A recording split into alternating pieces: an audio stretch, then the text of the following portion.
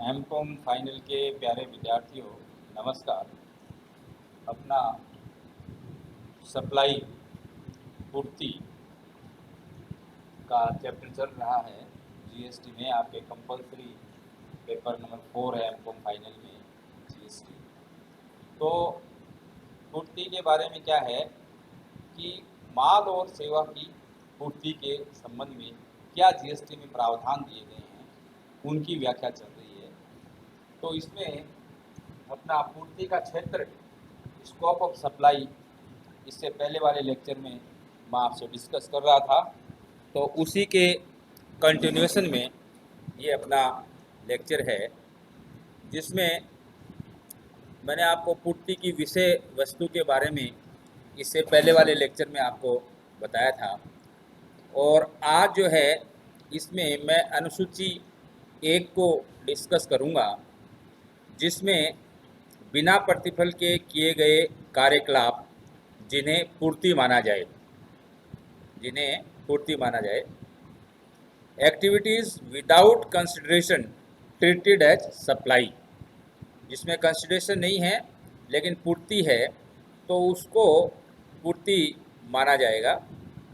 इसमें क्या है कि नंबर 1, उन संपत्तियों की बिक्री जिन पर आईटीसी मिली है, इनपुट टैक्स क्रेडिट आईटीसी, जहां इनपुट कर जमा का ऐसी संपत्तियों पर उपभोग किया गया है, वहां व्यापारिक संपत्तियों का स्थायी हस्तांतरण या बिक्री ये पूर्ति मानी जाएगी। अपवाद है इसका, नंबर 2, कर्मचारियों को उपहार। यदि धारा 25 में वर्णित संबंधित व्यक्तियों या भिन्न व्यक्तियों के बीच में व्यवसाय के दौरान या प्रगति में माल या सेवाओं या दोनों की पूर्ति बिना प्रतिफल की होती है तो इसे पूर्ति माने जाएंगे। इसका अपवाद है। क्या अपवाद है? परंतु यदि किसी नियोक्ता द्वारा किसी कर्मचारी को एक वित्तीय वर्ष में माल या सेवा के रूप में 50,000 रुपये से अधिक मूल्य का उपहार नहीं दिया गया है तो इसे माल या सेवा या दोनों की पूर्ति नहीं माना जाएगा। ठीक है। तीसरा पॉइंट, माल की पूर्ति।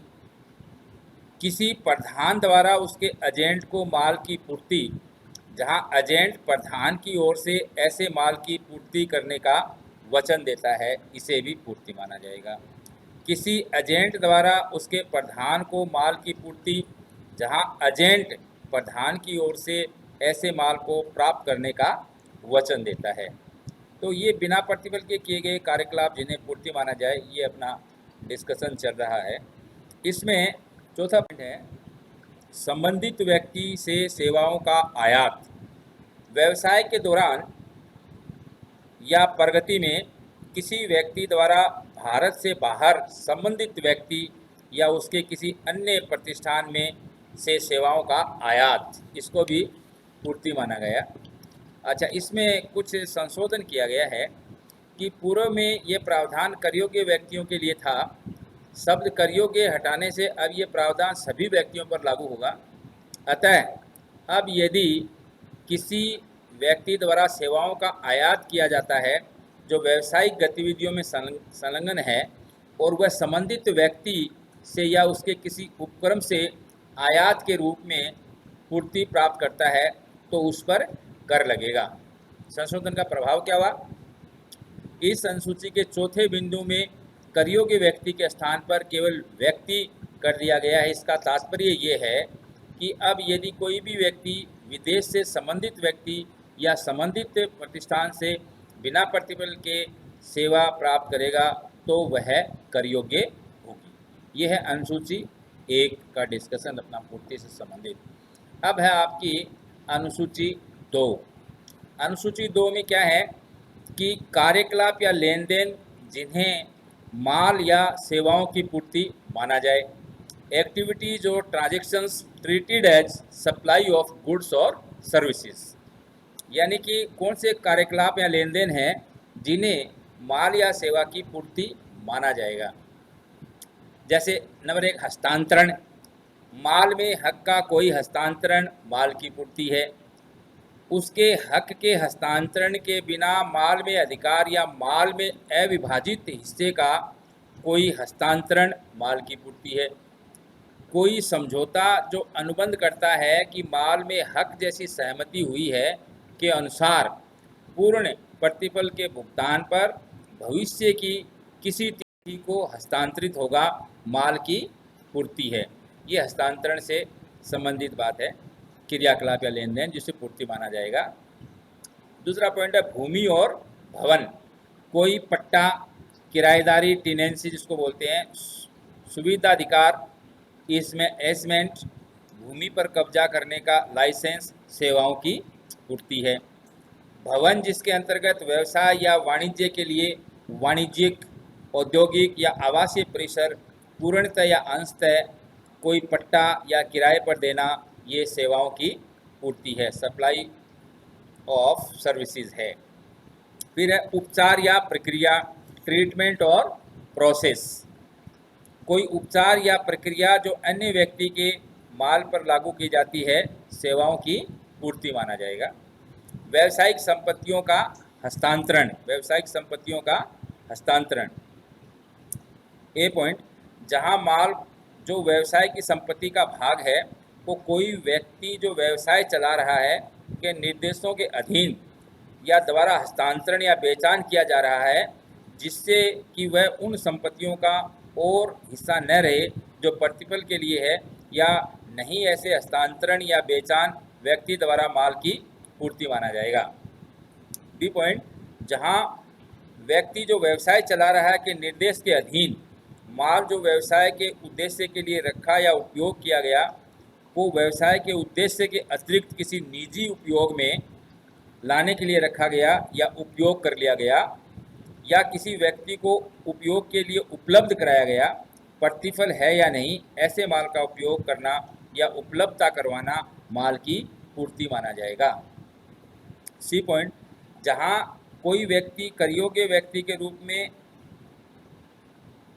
मुक्त हो जाता है, कोई माल जो उसके द्वारा चलाए गए व्यवसाय की संपत्ति का हिस्सा है, उसके कर योग्य व्यक्ति के रूप में मुक्त होने से तुरंत पूर्व उसके व्यवसाय के दौरान या प्रगति में उसके द्वारा पूर्ति किया गया समझा जाएगा। अन्यथा अन्य व्यक्ति को चालू व्यापार के रूप में व्यवसाय का हस्तांतरण या व्यवसाय व्यक्तिगत प्रतिनिधि द्वारा चलाया जाता है, जिसे कर योग्य व्यक्ति समझा जाएगा। अब है आपकी अनुसूची 2 में सेवाओं की पूर्ति। निम्नलिखित को सेवा की पूर्ति माना जाएगा, अर्थात अचल संपत्ति को किराए पे देना, इमोवेबल प्रॉपर्टी को अगर आप किराए पे देते हो तो ये सेवा की पूर्ति माना जाएगा। समापन प्रमाण पत्र के जारी होने के पश्चात जहां पूर्ण प्रतिफल प्राप्त हो गया है और जहां सक्षम प्राधिकारी द्वारा अपेक्षित हो या कब्जा मिलने के पश्चात जो भी पहले हो के सिवाय भवन समूह कॉम्प्लेक्स का निर्माण, भवन, सिविल संरचना या उसके कोई भाग जिसके अंतर्गत क्रेता को भवन समूह या भवन को पूर्णतः या आंशिक रूप में बिक्री के लिए इरादा रखता है, ये सेवा की पूर्ति माना जाएगा। स्पष्टीकरण है इस पॉइंट का। इस वाक्यांश के प्रयोजन के लिए अभिव्यक्ति एक्सप्रेशन सक्षम अधिकारी से सरकार या उस समय प्रचलित किसी कानून के अंतर्गत समापन प्रमाण पत्र जारी करने के लिए प्राधिकृत कोई प्राधिकरण और ऐसे प्राधिकरण की ओर से ऐसा प्रमाण पत्र गैर अपेक्षित होने की दशा में निम्नलिखित किन्हीं में से हो, अर्थात वास्तुविद अधिनियम, आर्किटेक्ट्स एक्ट 1972 के अधीन गठित वास्तुविद परिषद, काउंसिल ऑफ आर्किटेक्चर के साथ पंजीकृत कोई वास्तुविद आर्किटेक्ट या इंजीनियरिंग संस्थान भारत के साथ पंजीकृत कोई चार्टर्ड इंजीनियर या शहर के संबंधित स्थानीय निकाय या कस्बा या गांव या विकास या योजना प्राधिकरण का कोई लाइसेंस प्राप्त सर्वेक्षक। और नंबर बी, अभिव्यक्ति निर्माण जिसके अंतर्गत किसी विद्यमान सिविल संरचना में अतिरिक्त निर्माण, परिवर्तन, प्रतिस्थापना या पुनर्निर्माण है। किसी बौद्धिक संपत्ति अधिकार, इंटेलेक्चुअल प्रॉपर्टी राइट के उपयोग या उपभोग की अनुमति देना या अस्थायी हस्तांतरण करना। सूचना प्रौद्योगिकी सॉफ्टवेयर का विकास, डिजाइन, प्रोग्रामिंग, अनुकूलन, कस्टमाइजेशन, एडेप्शन, उन्नयन, अपग्रेडेशन, वृद्धि, इन्हेंसमेंट, क्रियान्वयन, इम्प्लीमेंटेशन। किसी कार्य से अलग होने की बाध्यता को मंजूरी देना, या किसी कार्य या किसी स्थिति को सहन करना, या किसी कार्य का करना, और किसी प्रयोजन, किसी निर्दिष्ट अवधि के लिए या नहीं, नकद, आस्थगित भुगतान, डेफर्ड पेमेंट, या अन्य मूल्यवान प्रतिफल के लिए किसी माल को उपयोग करने का अधिकार हस्तांतरण। ये क्या है? सेवा की पूर्ति माना जाएगा। सेवाओं की अब संयुक्त पूर्ति, कंपोजिट सप्लाई ऑफ सर्विसेज। निम्नलिखित संयुक्त पूर्तियों को सेवाओं की पूर्ति माना जाएगा, अर्थात ए धारा 2 के वाक्यांश 119 में यथा प्रभाषित कार्य अनुबंध, और बी किसी सेवा के द्वारा या हिस्से के रूप में या किसी अन्य रीति में जो भी माल, खाद्य वस्तुएं या मानव उपभोग के लिए अन्य चीज़ें या कोई पेय, मानव उपयोग हेतु पेय, शराब के अतिरिक्त हो, जहां ऐसी पूर्ति या सेवा नगद, आस्थगित भुगतान या अन्य मूल्यवान प्रतिफल के लिए होता है की पूर्ति। अब माल की पूर्ति, अगर लिखित को माल की पूर्ति के रूप में माना जाएगा, अर्थात किसी सदस्य को किसी अनिगमित संघ या व्यक्तियों के निकाय द्वारा नकद, स्थगित भुगतान या अन्य मूल्यवान प्रतिफल के लिए माल की पूर्ति। तो अब ये आपके आता है अनुसूची 3, अनुसूची 1, अनुसूची 2 और अनुसूची 3। अनुसूची 3 में क्या है? कार्यकलाप या लेन देन जिन्हें न तो माल की पूर्ति माना जाएगा और न ही सेवाओं की पूर्ति माना जाएगा। एक्टिविटीज और transactions which shall be neither treated as supply of goods nor supply of services. ये अनुसूची 3 में दिया गया है। तो अनुसूची 3 में क्या है? नंबर 1, कर्मचारी द्वारा सेवाएं। कर्मचारी द्वारा अपने सेवाओं के संबंध में या उसके दौरान नियोक्ता को सेवाएं, ये न तो माल की पूर्ति है और न सेवा की पूर्ति है।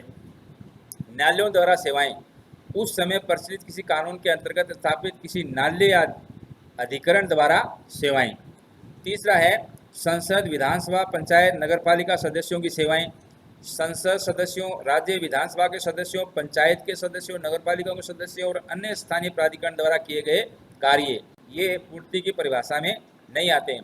संवैधानिक पद पर वाले व्यक्ति की सेवाएं, उस हैसियत में संविधान के प्रावधानों के अनुसरण में किसी पद को धारण किए हुए किसी व्यक्ति द्वारा पालन किए गए कर्तव्य, या निकाय के निदेशक की सेवाएं, किसी व्यक्ति द्वारा अध्यक्ष, किसी सदस्य या केंद्रीय सरकार या राज्य सरकार या स्थानीय प्राधिकरण द्वारा स्थापित निकाय में निदेशक द्वारा, और जिसे इस वाक्यांश के प्रारंभ से पूर्व किसी कर्मचारी के रूप में न समझा जाए।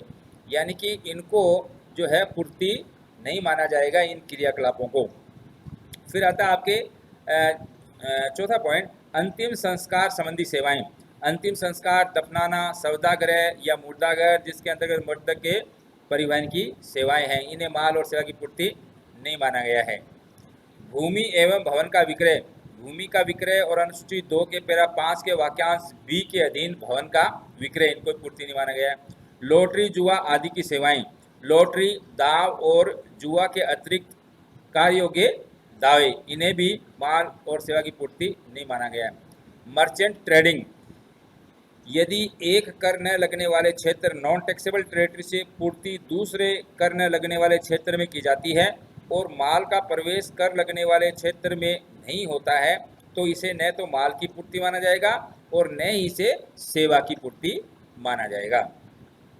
नंबर 8, बॉन्ड सेल्स या गोदाम में रखने हेतु पूर्ति। बॉन्ड सेल्स और sale of warehouse goods, यदि किसी माल या क्लियरेंस घरेलू उपयोग हेतु होगा, जो इस प्रकार के माल पर एक ही बार IGST लगेगा, दोहरा करारोपण न हो जाए, इसे और सुनिश्चित करने की दृष्टि से यह संशोधन किया गया है कि इस प्रकार की पूर्ति को न तो माल की पूर्ति माना जाए और न ही सेवा की पूर्ति माना जाएगा, अर्थात ऐसी पूर्ति पर कर नहीं लगेगा। हाई सी सेल्स या भारत के बाहर का माल, चालान पर माल प्राप्त करने वाले कंसाइनी किसी भी व्यक्ति द्वारा भारत के बाहर किसी पोर्ट से माल की पूर्ति करने के पश्चात प्रपत्रों में हस्तांतरण करके परंतु घरेलू उपयोग में लेने की स्वीकृति के पूर्व माल की पूर्ति। अब इसमें एक नोट लगाया संशोधन का नवीन संशोधन के अनुसार उपरोक्त प्रकार की सेवाओं पर यद्यपि कर नहीं लगेगा, परंतु निवेश कर जमा एवं अन्य प्रयोजन से सेवा संख्या 5 को छोड़कर अन्य को कर मुक्त पूर्ति नहीं माना जाएगा। तो ये अनुसूची 3 मैंने आज आपको इस लेक्चर में डिस्कस करी है। अनुसूची 1 में आपने देखा बिना प्रतिफल के किए गए कार्यकलाप जिन्हें पूर्ति माना जाए। अनुसूची 2 में आपने देखा कार्यकलाप या लेन देन जिन्हें माल या सेवाओं की पूर्ति माना जाए। और अनुसूची नंबर 3 जिसमें आपने पढ़ा कार्यकलाप या लेन देन जिन्हें न तो माल की पूर्ति माना जाएगा और न ही सेवाओं की पूर्ति माना जाएगा। तो ये पूर्ति का चैप्टर अपना चल रहा है, इसके ऊपर थ्योरी और का बहुत ही इम्पोर्टेंट क्वेश्चन आ सकता है। और जीएसटी को भली भांति समझने के लिए आपको पूर्ति का जो सप्लाई कंसेप्ट है उसका भली भांति आपको ज्ञान होना चाहिए। और एक इम्पोर्टेंट टर्म्स इसमें ये भी है कि difference between composite supply and mix supply, संयुक्त और मिश्रित पूर्ति में क्या अंतर है, ये भी आपको ध्यान से दिमाग में लाना है, पढ़ना है, ताकि आप इसका अंतर समझ के। That's all for this today's lecture.